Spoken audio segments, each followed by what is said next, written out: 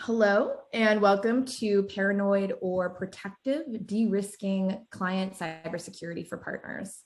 I'm Shannon Murphy, Chief Marketer at Zementum, the sales acceleration platform built exclusively for the channel. Let me tell you a little bit about our guests, who I just adore. Every call I have with them is fantastic. Harry Boyne is the co-founder and technical director of Chalkline, one of London's leading IT managed service providers and Microsoft cloud solution providers for going on 5 years. And congratulations to them. I just saw your 5-year anniversary on LinkedIn. Thank you. Congrats. Building out a great team. He thoroughly enjoys creating unique, best-of-breed solutions, which meet all customer expectations, and brings them ahead of the curve.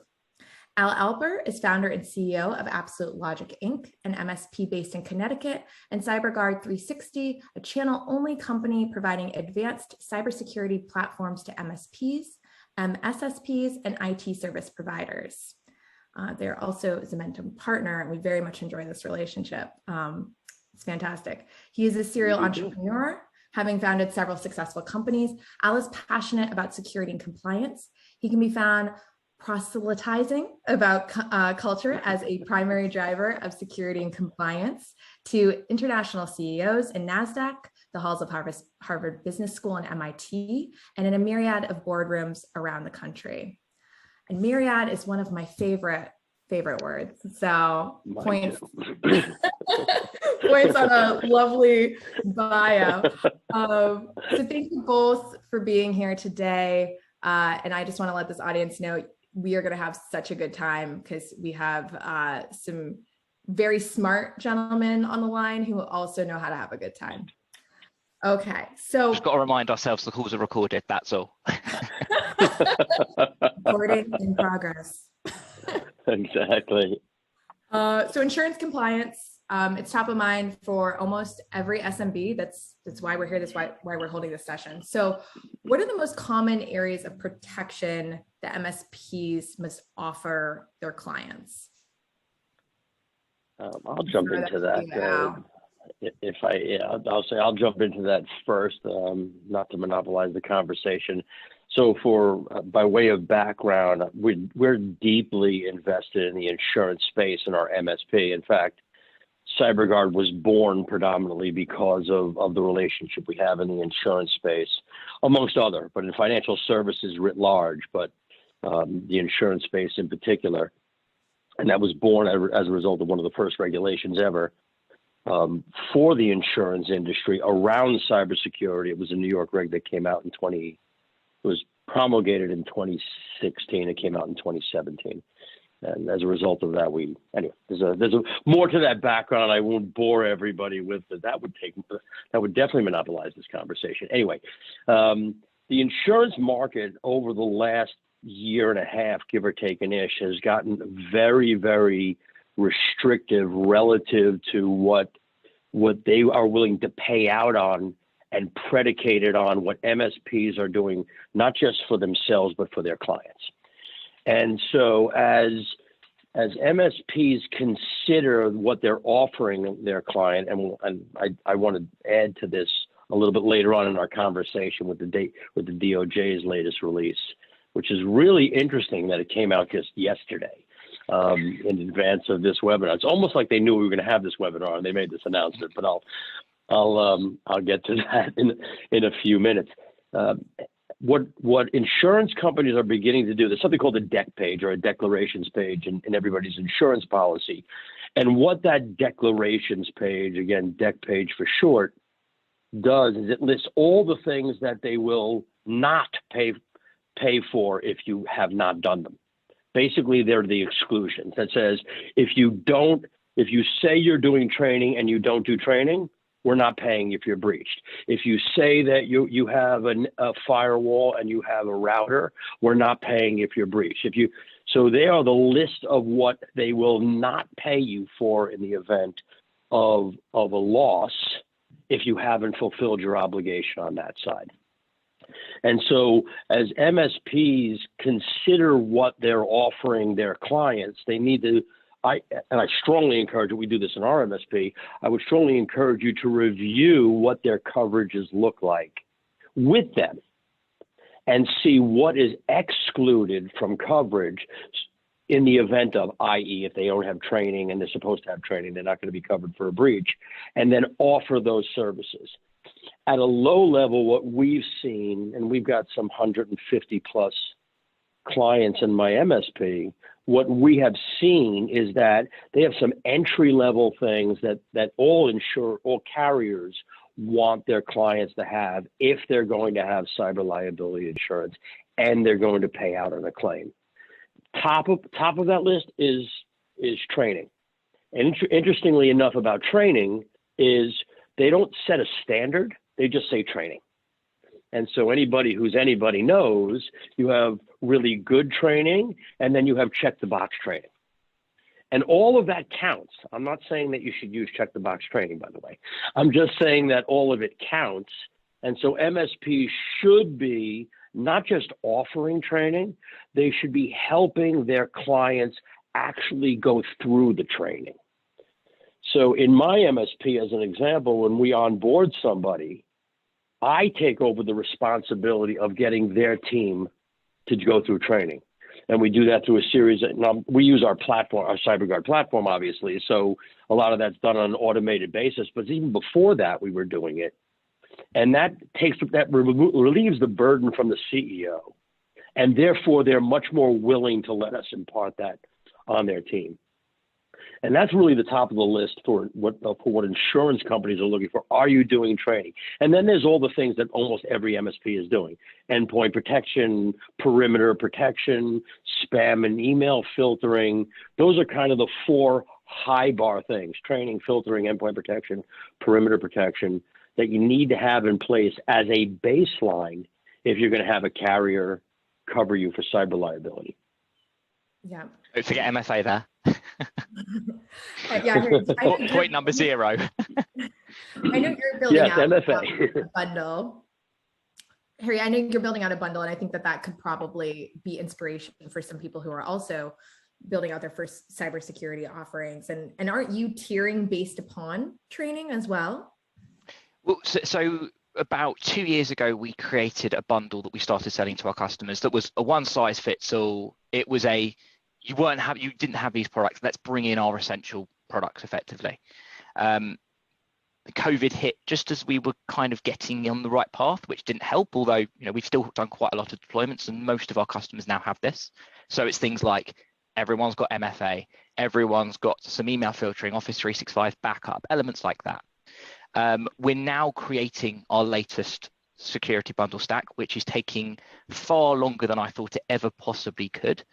And in that stack, we're making sure we include, again, MFA has to be there. MFA is the first thing. If you don't have that, we're not talking to you. But then also things like definitely training. We want to be sending phishing emails out. We are looking at possibly having on more of the premium stacks, maybe some SOC monitoring or some SASE, some network edge stuff.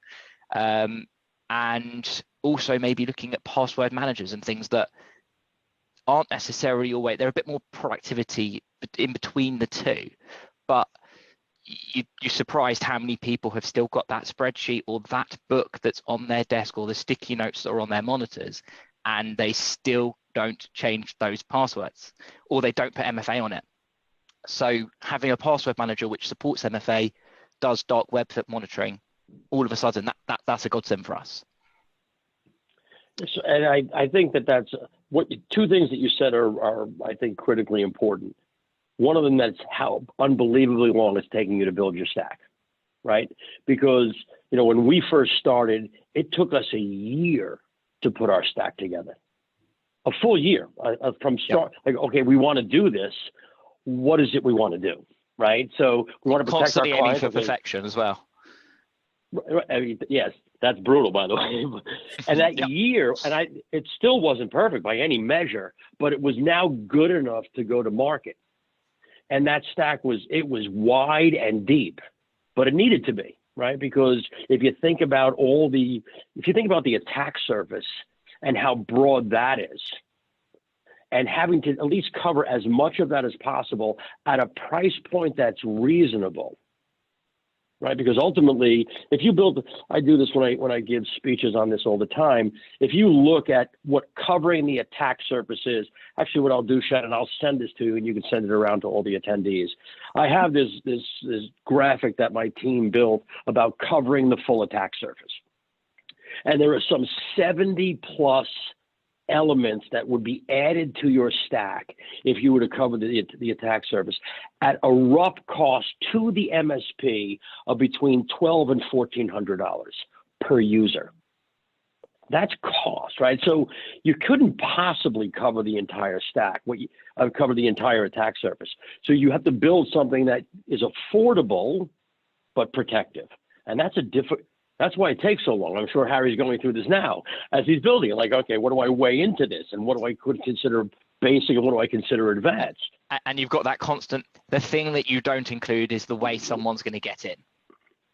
It's that you've got to be pragmatic. At the end of the day, you take risks every day. Which risks are you willing to take? Which are the ones that make the most sense? And, we know where our client, we have conversations where, do we look at doing endpoint vulnerability assessments? Well, 99% of attacks that we get reported are caused by phishing links, people clicking phishing emails, people putting passwords in and not having MFA.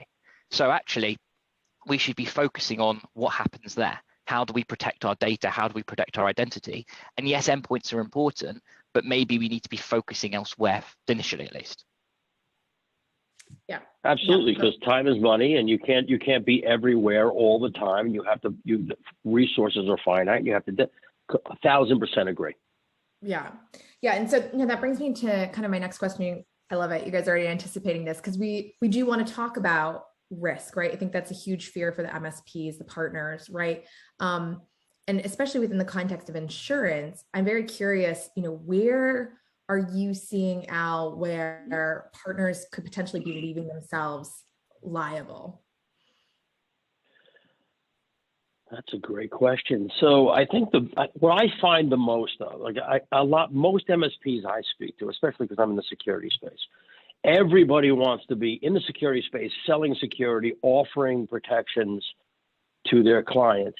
And all too often, a major majority of the time, they don't even bother to look at themselves. And that's a serious problem. And I don't think you can sell security until you've secured yourself.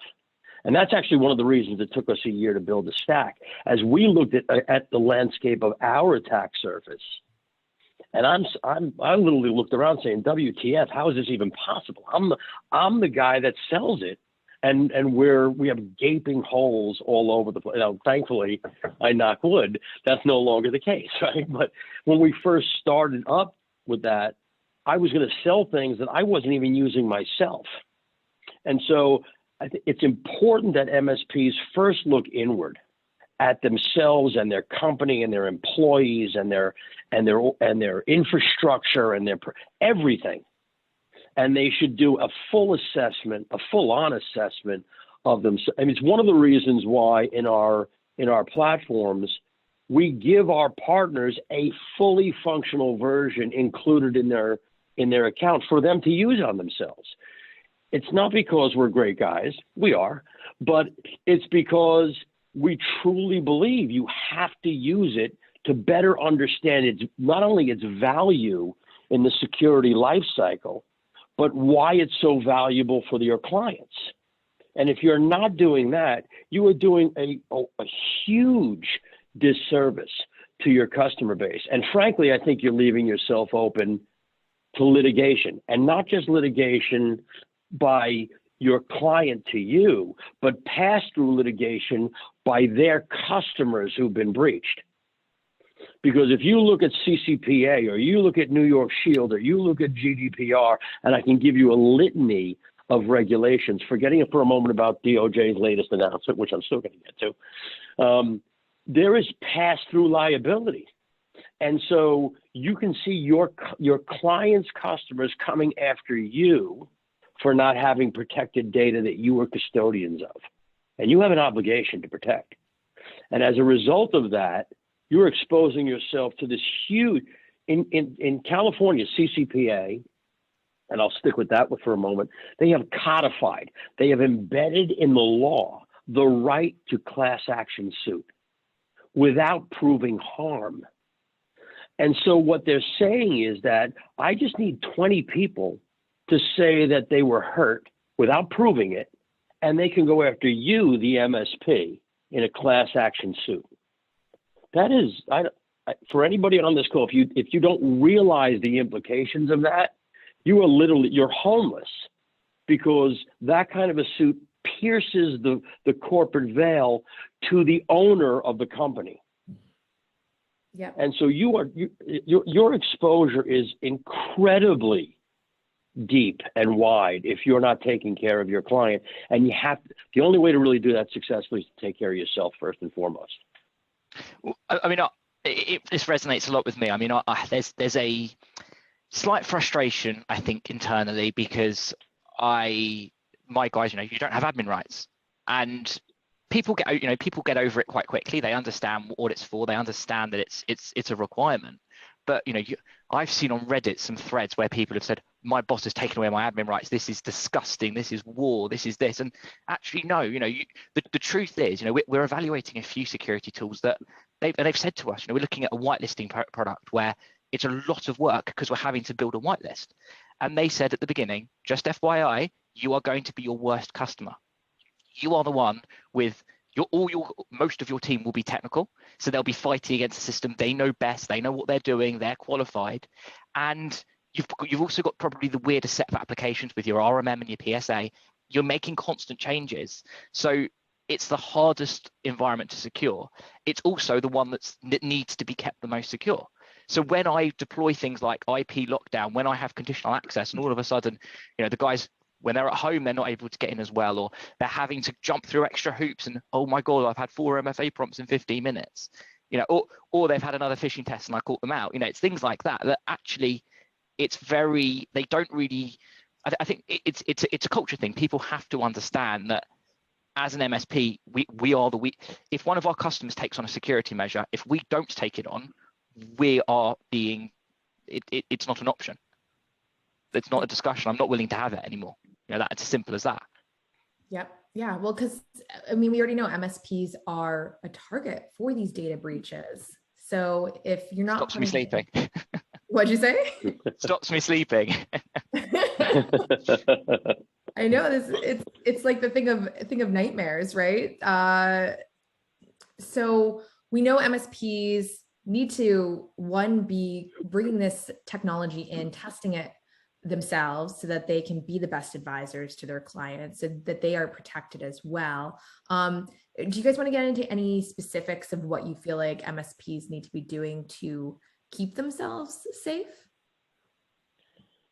So I'll start with this from my MSP perspective, right? So, I strongly encourage all MSPs to settle on a stack. I'm going to start at 30,000 feet, and then require all your customers subscribe to that stack, whatever that is. So when we take on a new client, as an example, and I'll explain the rationale for this, we rip and replace everything they have if it isn't part of our stack.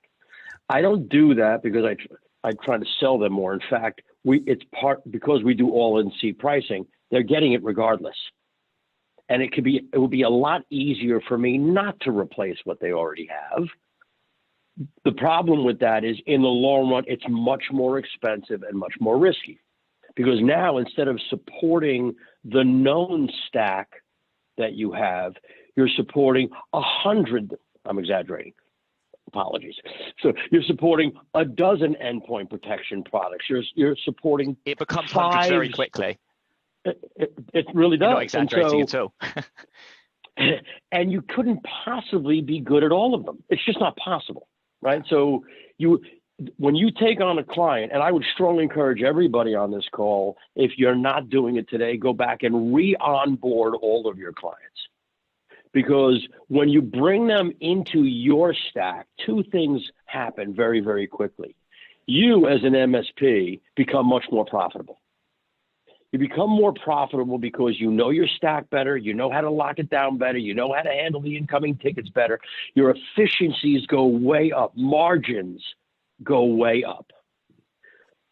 The second thing that happens is your client is much happier. Their problems go way down. You're solving problems that do come up much faster. It is quite literally a win-win. It's ripping off a Band-Aid. I can tell you that.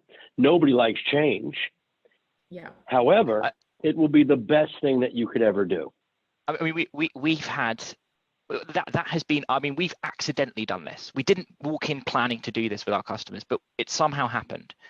And we've been evaluating a few documentation platforms recently and monitoring platforms and a few of these vendor agnostic platforms. And when we speak to them, I'm finding it incredibly difficult to understand their value proposition.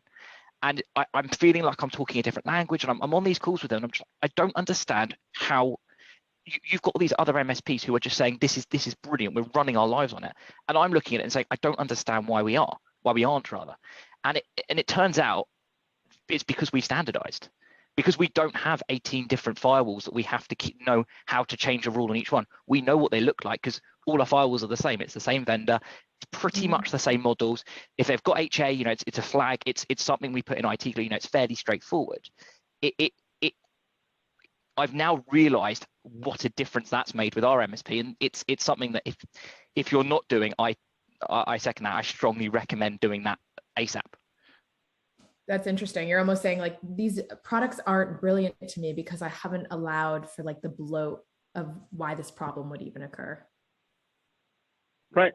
Exactly. And the more you add, the more sporadic your tool set looks, right? So 5 different endpoint protections, 6 different firewalls, the higher the likelihood that something slips through the cracks. Yep. And you're leaving a hole in your attack surface. When your team knows your product suite well, they can lock it down the best. Yeah, it doesn't matter if the product doesn't have to be best of breed. I mean, it's one of those things that, oh, well, we think this is better. Well, that's fine. But if I'm not monitoring it, if I'm not able to support it, then it's not going to be better. It's going to let something through. I'm not going to realize it's happened. You're going to get hacked. And then we're all going to sit back and go, well, what could we have done? That's right. Using firewalls as an example, right? If you don't know a firewall, then you're not properly configuring it. And an improperly configured firewall is called a router, and they're not safe. Yeah, absolutely. And I do think it's your job as an IT consultant to say, trust me on this. I'm solving the problem. We don't need to be married to a specific piece of technology to do it. Right. Like that's an right. overemphasis, which happens from the client's perspective, kind of on the wrong things.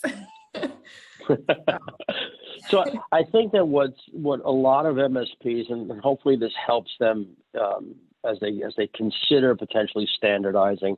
And I like this should be your 2022 goal, by the way. If you're not doing it today, this should be, because it's going to take you time to figure out what you want to standardize on. Because if you right now you're supporting 10 endpoint products, you're going to have to choose one.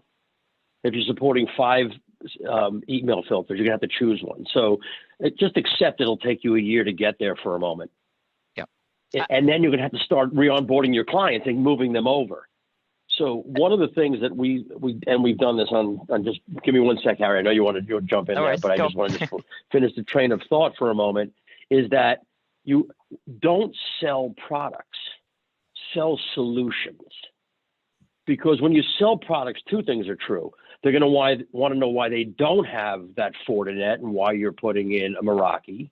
They shouldn't even know what the hell a Meraki or a Fortinet is, but let's leave that alone for a moment. The other problem that you're having is they're now going to price you out compared to other people selling Fortinet and selling Meraki and selling. And so you're commoditizing your offering by selling product and not solution. And that's a race to the bottom because they're going to go to the next cheapest person. So strongly encourage selling solutions and not selling product. That's a much easier lift when you convert clients and re-onboard them. I'm sorry, Harry, go ahead. Yeah, I mean, what I was just going to add, because we are, as part of this bundle reimagination, we're looking at every supplier again and every vendor. And what's interesting is some of the criteria I had in my head 2 years ago has vanished, and new criteria has come in. So, for instance, a lot of the vendors are still shouting from the rooftops, oh, it fully integrates with our RMM, you can manage everything. So whatever RMM you're using, you stick in the antivirus plugin and it fully manages it. And yes, they work brilliantly. They work really, really well. The problem you have, which I didn't really realize until I kind of thought it through in we did a bit of a tabletop exercise about it and we're talking through it. Well, if your RMM gets compromised, which feels like it could be an if and not a when, but if and when that does happen, what you don't want them to do is be able to get in, go on the antivirus module, hit uninstall all, and then start deploying their ransomware. You want them to be able to do what you want with the RMM, but our other security layers are sitting there and they will stop you. Yep. Alex, But it's something that they're still pushing it. So it's something else to consider. Alex Curlian said, spot on RMM.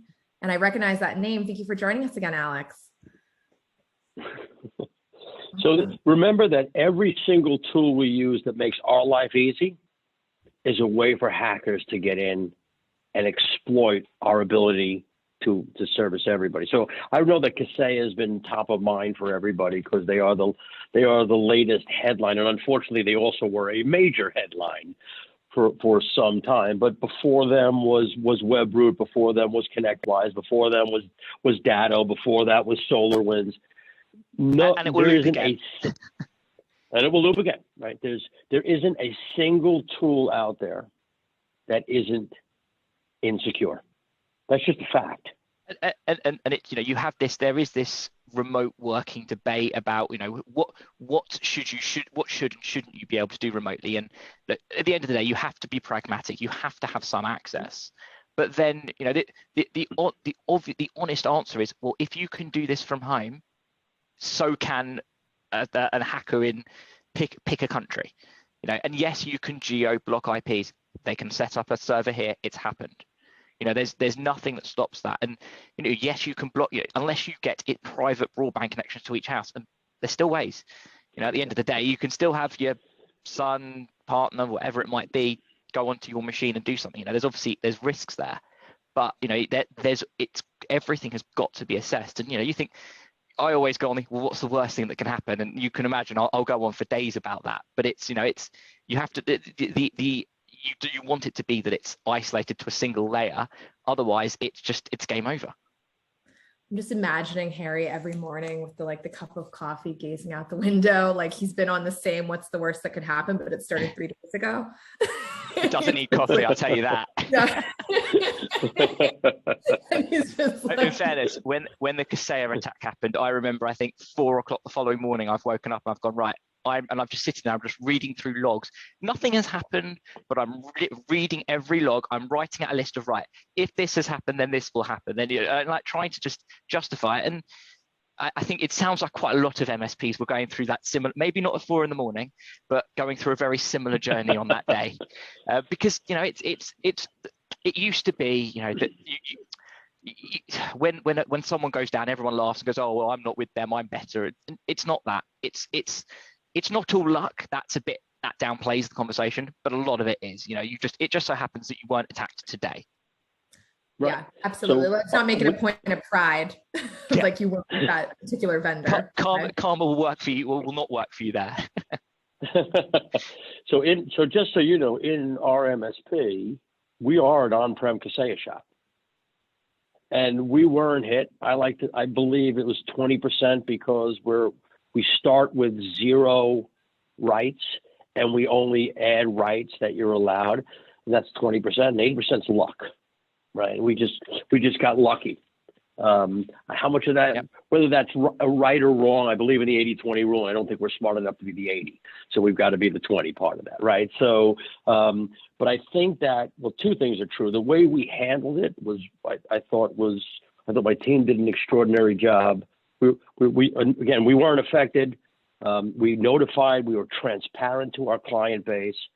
As a result of that, we won a $1.2 million additional contract from one of our clients. So that was because of our transparency and our openness and what we were saying.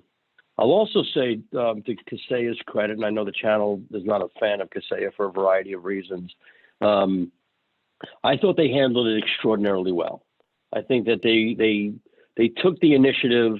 They did things that if you look at what SolarWinds did, or if you look at what some of the others did, they didn't take that approach. I thought that their approach was the best that I've seen so far. Is it perfect?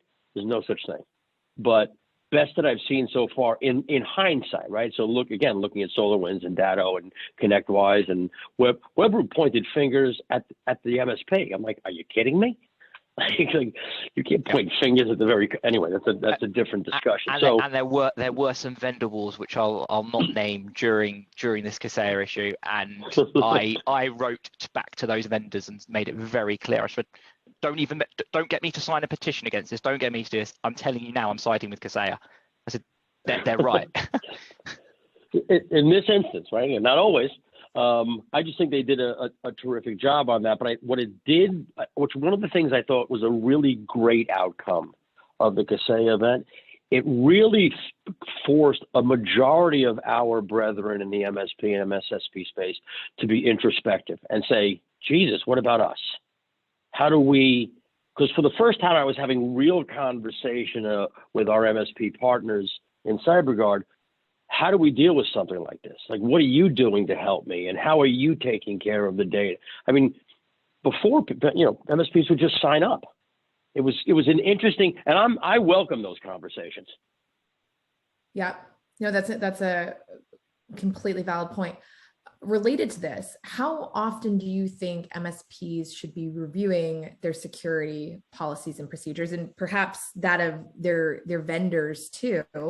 Harry, I think had used this word before that we worked into the title of paranoia. How paranoid should an MSP be? Very. Yeah, whenever they blink, exactly that.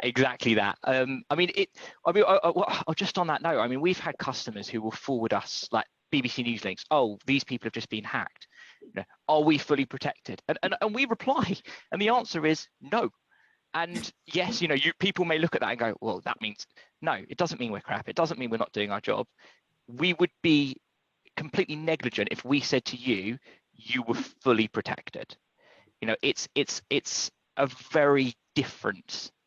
It's a different conversation, isn't it?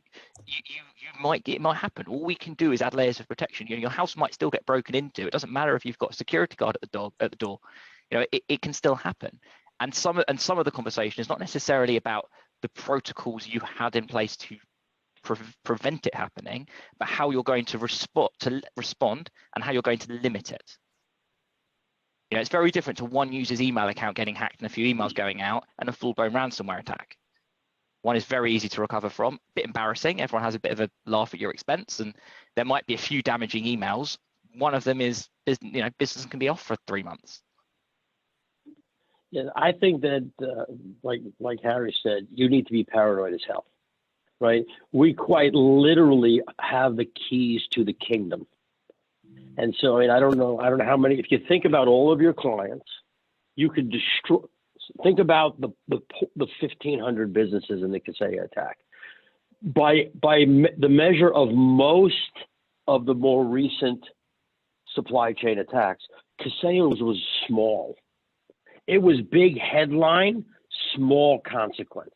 Not for those it happened to, and if you're on this call, nobody felt as bad for you other than yourself than we did, especially as a fellow Kaseya shop and knowing I offered my team out to people I know that it affected.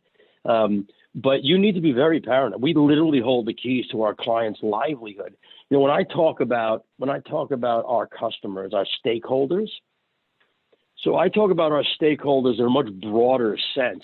Your customers and their stakeholders are not just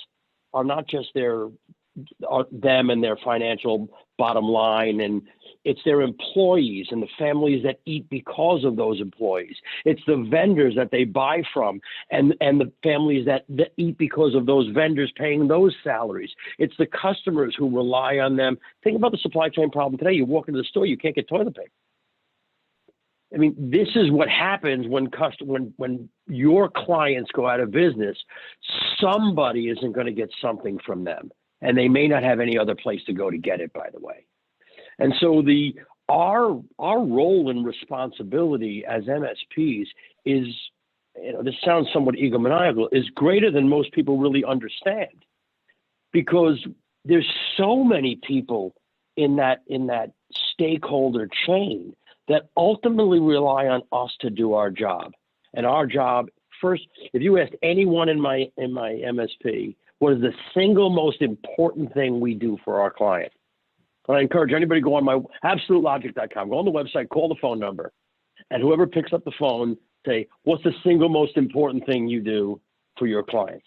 And to a person, they better say this. To a person, they're going to say, we protect our clients' data. And that is the most important thing that we do. And they know it. It's a religion here. It's a religion. You cannot answer the phone call if you're busy worrying about data being protected. When you solve it, get back to the damn call. But that's the single most important thing we do, because there's so many lives at stake, livelihoods at stake. Let me be clear about that. We're not first responders, but livelihoods at stake. We have an obligation to protect. Well, I mean, I had, so one of the conversation when I say about, you know, before about culture and having the conversation with my team, you know, I've had people go, well, if we don't have a backup option to connect to our customers' machines, then in the event that we had this and this happen, we couldn't get onto their machines.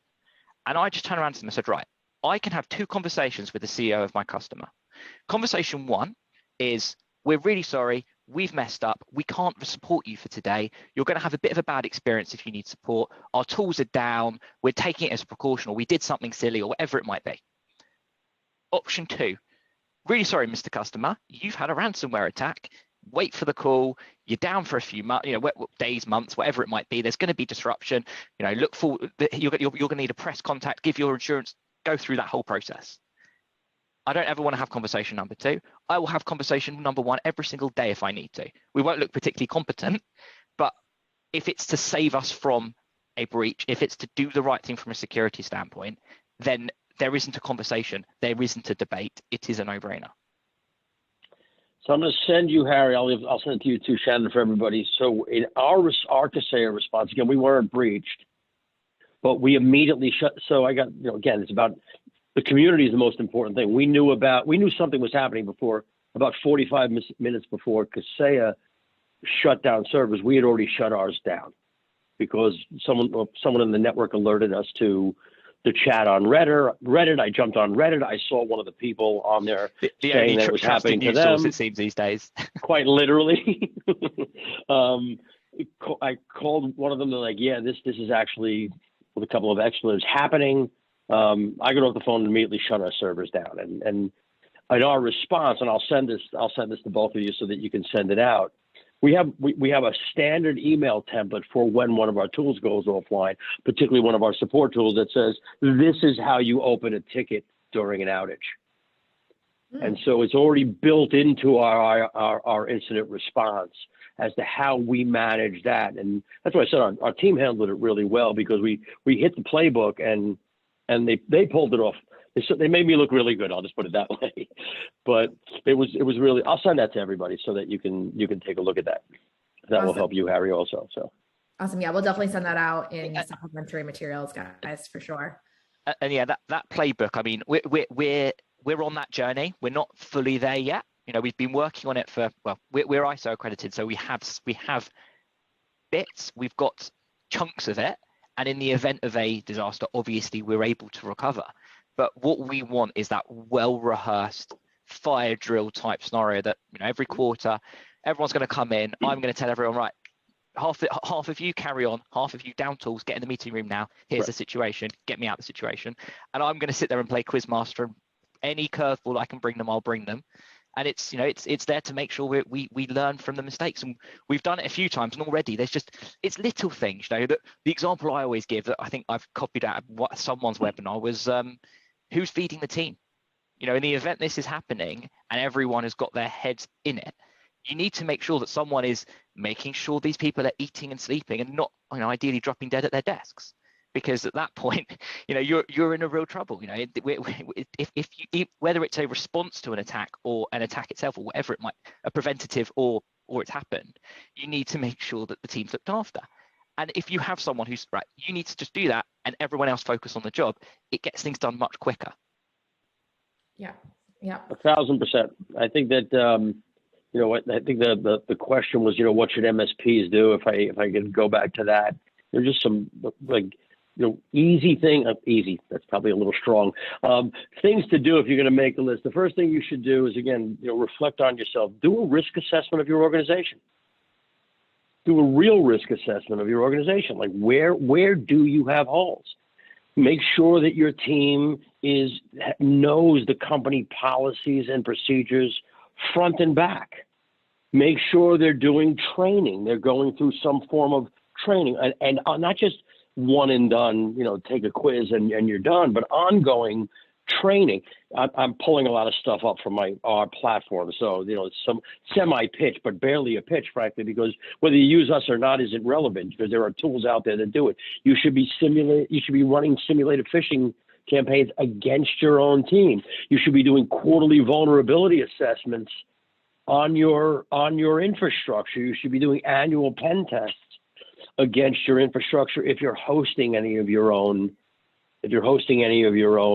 tools, especially. Like, so if you host your own RMM like we do, or you should be running pen tests again. These are the things that you can do to fully assess your attack surface's vulnerabilities. And then, and only then, can you start to protect yourself. There's an old saying, don't expect what you don't inspect. How the hell do you know if you're protected if you haven't even inspected whether or not you're protected? Yeah, Harry, I think that you ran a phishing campaign against your own team, right? I did. I gained a bit of a reputation after I did that the first time round. I decided, rather than going off the shelf, I did something I thought they'd click on. I wrote something personalized. I tried to do it a bit generically, so I didn't send it from the normal person or the normal system. But we don't use Power BI internally at the moment. We're doing, that's a project that's ongoing. So I wrote an email from Power BI and said, see your reports from this month. And I got, I think, a 50% click rate. And most of them put their passwords in, and they're the technical guys. And after that happened, I made it a bit of a culture thing. You don't want to dress them down in front of everyone, but you want to have a bit of a laugh about it. You need to have a little bit of banter and make sure they don't do that again. And the next time round I did one that I thought might get, should get the same result. I got 25%, so half as good. The third one I went really evil. I wrote, from our office manager, I wrote an email to me saying, could you please approve this month's payroll, and attached it. And no, I think I had one curious person click it, but apart from that, no one else clicked it and no credentials got entered. So to go kind of down that slope, and now everyone's scared to click on any email. If something is not expected, they run it by us.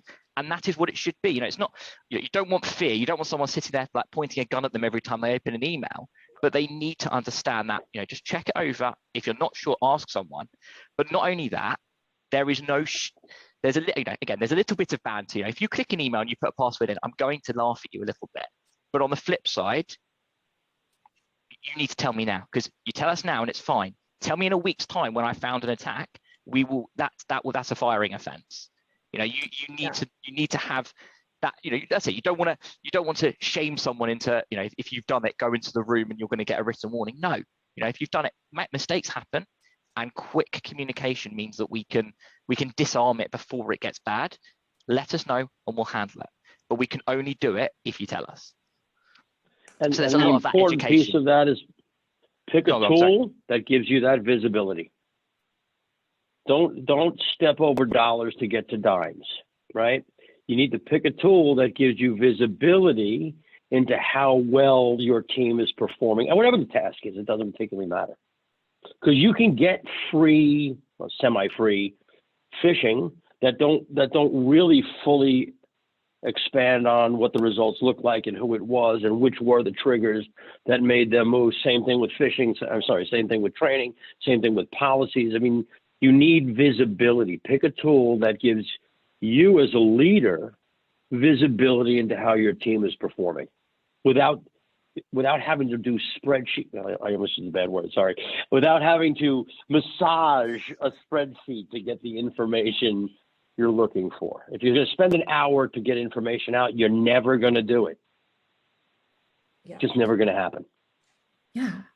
So I did have some more questions left in our script, but we have a very active chat and about 12 minutes left. So I want to make sure that we address some of these questions. And I'm combining two of them here a little bit because I like the specificity of this. Is one, I think letting the audience know what is included in that cybersecurity bundle, but also there was a question about how each of you are pricing, and it seemed like that was fairly different. Let me scroll back through here, and thank you for answering the questions as we went. Where Harry is doing the $15 per user per month, but going to also add up charges for device. And Al, you were saying you're doing AISP 197, 267, and 347 per user. So maybe we could talk about the differences in pricing, because Ross Dahlman was asking about that as well. So I can jump in. Oh, go ahead, Harry. You go. You go. All right. One of us has to not be polite. I guess that'll be me. Just ugly New Yorkers. So our all-in seat means exactly what it sounds like. I include our security bundle, our compliance bundle, unlimited service. On the 197, it's remote only service. If we go on site, we do charge for that. It includes quarterly vulnerability assessments. It does not include the annual pen test. Excuse me. Pen test is the one thing that's always going to be extra that we charge for. But it also includes Office 365 with the security protection. I think that's P2 ? I don't really spend a lot of time in the details in the MSP. My apologies. So it includes all of that. And then we differentiate between remote only, on-site and remote, or on-site remote, and hardware as a service. That's the only difference in those pricing levels. And so someone could quite literally pick up the phone on the 1st of the month and hang it up on the 31st of the month, and their price never changes. Now, there is a setup fee. I'll just qualify this so everybody knows. We have a minimum fee, so a 2-user office can certainly come on board with us, but they're going to pay me a minimum of $22.50 a month. That's our minimum fee in the remote only. That fee covers rip and replace. So I'm literally going to put in our own firewall. I'm literally going to put in our own switches. I'm literally going to bring in our own backup. Like everything, as I said, I standardize on a stack and I never look back. And that is why we're able to have such high SLAs, low ticket counts, et cetera, et cetera, et cetera. And I guess from this side, it's a bit of a contrast. I mean, I guess the UK market is a little bit different. We've found that. We tend to be on the more expensive side. We're not always the most expensive, but we're definitely not the cheapest. Our security bundle, the £15 I've referenced is what we're charging at the moment for our essentials bundle, which is the stack that we settled on about a year ago. We're adding a few bits into it. The new bundles we're looking at the moment are going to realistically be about 35 and 50. We're looking at having that all-inclusive bundle. I guess the problem that we found in the past is that the all-inclusive bundle hasn't necessarily worked very well with our customers, and we're keen to do that. It makes a lot of sense to do that, and that is, from a standardization standpoint, that's where we need to go next. But where we currently are, well, we are where we are at the moment. I mean, I think where you're headed to, Harry, and I didn't mean to cut you off there, and I think what you're saying is exactly right. If that's where you want to get to, as you sell clients there, you start moving clients from the bottom out. That doesn't mean fire them, right? So I'll just tell you, when we made this journey, when we started selling AISP, I went to our noisiest, and our lowest profit clients, and I said, this is all we're selling now. That's how we got rid of them. Now, I will say, some said, okay, I'll take it. Completely shocked me. I will say that. So I would say, don't fire anybody. Just sell them your minimum requirements with minimum pay. So one thing that I think is a common theme amongst security, and it's not one we've touched on today, but it's very important in our eyes, is so when MFA started, when we started rolling it out in anger, we wrote an email out to all our customers saying, just FYI, we had this clause in the contract which says something about you have to do what we're saying, or you have to keep your network secure. We now consider MFA a minimum requirement. If you don't do it, that's absolutely fine. But just FYI, when you get hacked, we will be charging you, and you will be hacked. Not obviously, we hopefully it won't happen, but it will. We know it will happen because you're not taking the right precautions. And we've had our lawyers draft us a waiver form. So if someone asks for admin credentials, they've signed that, they can have them, but they know that if anything happens and we suspect it's anything to do with those credentials, we can't cover it. That's not fair. We're going to be using that same document with our security bundle. So with the latest bundle, that is. So a client's going to see, right, yes, here's what I'm paying for. Here's what you're not paying for. You are not having these security functions that we consider critical. So you, Mr. FD, CEO, whoever you might be, you are going to sign as a company director that you are opting out of these security tools that we are telling you to go for. And when we've done it with MFA, it's been quite successful. With admin, people tend to be pragmatic and go, well, I kind of need this. With these security tools, I'm not expecting a lot. People might grumble, like you said, with pricing out your lower customers. We need all customers to be doing this because no one likes to be doing hack response. No, we don't. That's not what our business does. And we want to be bringing that number down to zero. Thankfully, we don't have that many with things like MFA, but we want to be keeping that. The threats are getting worse, and we need to keep ourselves protected. Yeah. I think you make some good points there, Harry. Let me just also say that at some point, and like this is my, I'm always nervous that there's an old saying, anybody can sue anybody for anything, right? I don't want it. My attitude has become over the years, and this isn't an overnight thing. If you're not going to take my recommendations, you can't do business with me. Yeah. Because even a waiver of liability, it is only as good as your willingness to defend it. And ultimately, I'll bring this up quickly. I know we're short on time, and Shannon has a few more questions. The DOJ has now said that, and this is a release that was just, I'll put this link in the chat, that was just yesterday. They are now going to be looking to prosecute MSPs and MSSPs who participate in government work through the chain. So you don't have to be the primary contractor for the government. You can be a subcontractor through the chain. And they're going to prosecute MSPs and MSSPs who aren't protecting government data. And so no waiver of liability is going to stop the Department of Justice from coming after you, is what that means. And they're doing it under the false, I forget what the FCA. I'll get this over to you, Shannon, so you can send it out. That means something. So, the FCA is something completely different this side. So yes, it's like federal communications or something like that. No, but anyway, go ahead. I'll find it. There was a bunch of questions that I'm going to kind of consolidate, I feel like, around tech, which is somebody was asking about a PSA/ticketing system that really works. Somebody else was saying we were reviewing several RMM solutions. Which would you recommend? And then even also, Al, what is your backup solution for appliance, for agent? Thanks. So I think in some regard, people are here also just looking for recommendations around what you guys have in your own stack. Go ahead, Harry. I'll let you start that one, since I always cut you off, apparently. So, well, PSA, we're in the process of working with a new company called, or not a new company, we're a long-standing company where we are new to them, Halo PSA. They have grown quite a lot in the last year. They're building a lot of integrations, and we're pretty excited to start working with them. We've got some really cool things we're working together on now. The aim is to do it about Christmas, well, around Christmas Eve. So I'm going to be the evil one in the office.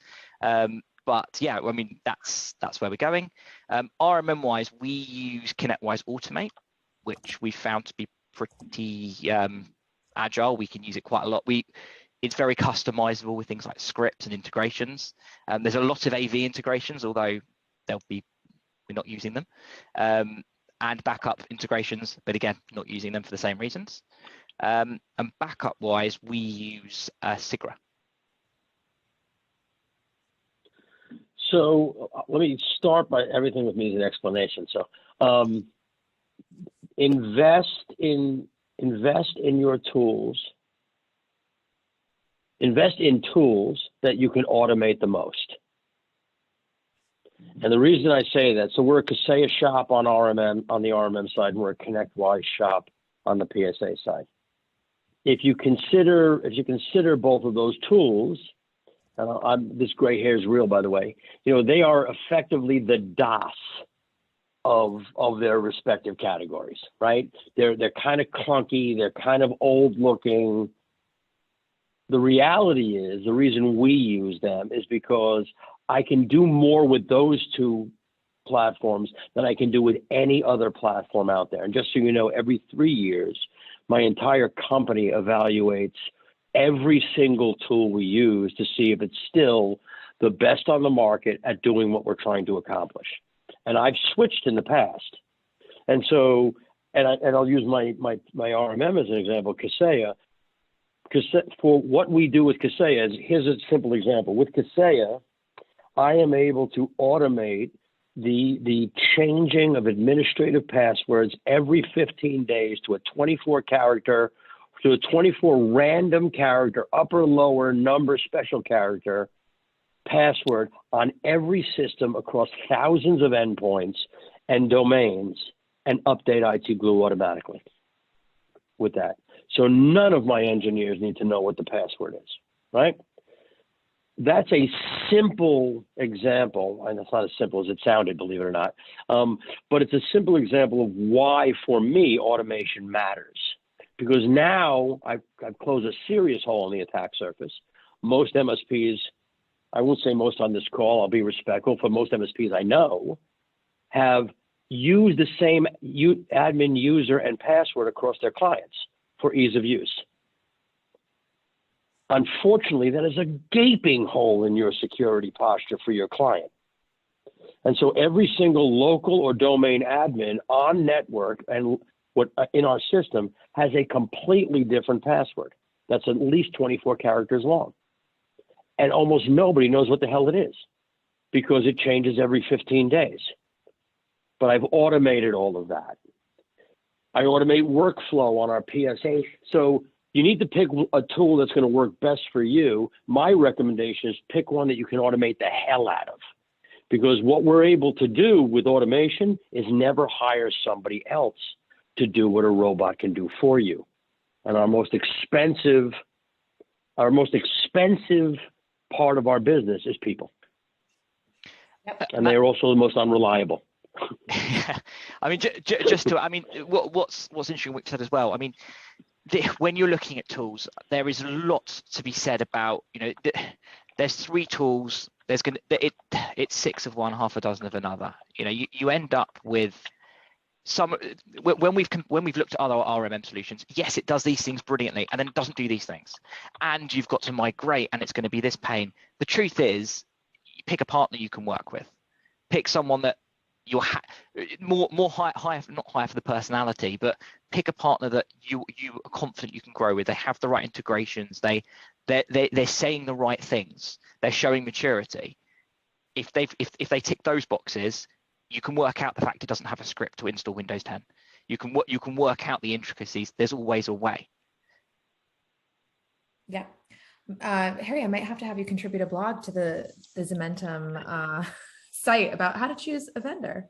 Do you think? Because that applies regardless if you're using cybersecurity or not, right? Making sure that they're saying the right things, that you know that they're growth focused, that you have visibility on the roadmap, and that they're doing the right things to make you happy and kind of plug everything together. So I'll get a lot of vendor hate mail if I do that, I think. Oh, but think of all those nice desserts I can send your way in the mail. Deal, done. You'll have it on your desk by the morning. Perfect. So I think I feel like we're going to have to schedule a second session to get everyone together, because this was clearly, I know cybersecurity is always super popular. I think only got through maybe half to 2/3 of our questions before I just threw it to the group. And we still had a very keen audience here. So please reach out to us, guys. Let us know other topics you're interested in hearing about. And I'm sure once we get past the holidays and we are in 2022, we'll definitely be doing another one of these roundtables, because clearly there's a lot of interest and need. And we're very lucky here to have both perspectives, Al as an MSP, as well as a vendor who just has his finger on the hot button with everything that's happening with insurance, and Harry as a fellow MSP who's going and building it for himself and tearing it out, and like is such a great example for others that are looking to scale their business through security offerings as well. So thank you both so much for your time. What is the contact info for Al? I believe you are Al at cyberguard360.com. No? That sounds right.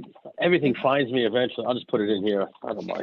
Jason, Al's going to write to you. And thank you guys so much. Calvin, lots of things coming into both you guys for being on this call with us. Thank you so much. Thank you. Thanks for having me. Right. It was fun. Good job, Harry. It was. And thank you. I think this is the first one that I've had that's like run completely 5 minutes over, and everybody stayed with us. So thank you to our attendees as well. I hope you all really have good. Yeah, great audience. The attendees. Good questions. Yeah, I mean, the Q&A has not stopped, so no. keeping us all on our toes. Yes, you're doing something right, Shannon. That I'll say. Oh, thank you. Thank you. Have a brilliant Tuesday, guys. I'll talk to you all soon. Bye. You'll be good. Bye. Bye.